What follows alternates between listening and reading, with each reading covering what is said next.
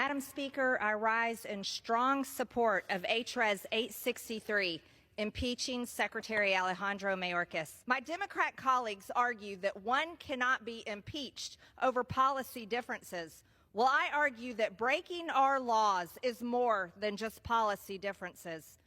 300 dead Americans every day from fentanyl poisoning is more than just a policy difference.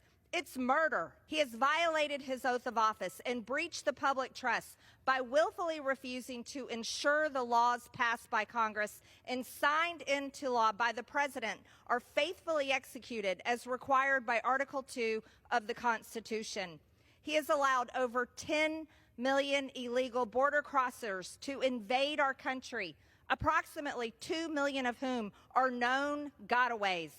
These are people who have completely evaded U.S. authorities and are roaming the interior of the American communities, assaulting, raping, and murdering Americans. And God help us if we have a terrorist attack on our land. The Trump-Putin mega faction, headed up by the distinguished gentlelady from Georgia, has been given this worthless trinket of a consolation prize, the opportunity to bring a slapstick impeachment drive against a cabinet member of unimpeachable integrity who has obviously committed no treason, no bribery, no high crimes, no misdemeanors, nothing indictable or even indictable, if you prefer. Thank you, Madam Speaker. Mr. Chairman, we're here because the madcap wild goose chase to impeach Joe Biden has produced no wild geese. Even Fox News is lampooning the fact that their own expert witnesses repeatedly say President Biden did nothing wrong and there are no grounds for impeachment. More than a dozen GOP members in Biden-majority districts don't want to go anywhere near that fantasy production. What makes this farce a tragedy is that Secretary Mayorkas and the U.S. Senate have been working for months to achieve precisely the immigration and border compromise the GOP has been demanding.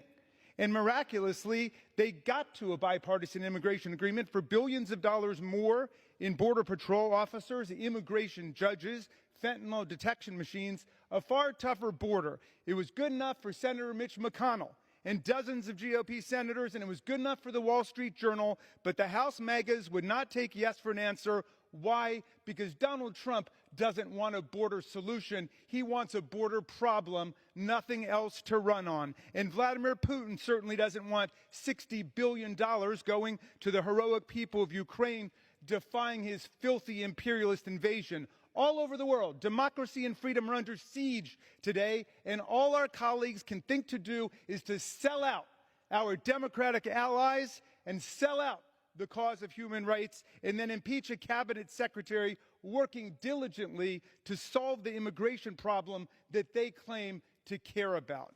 I yield back.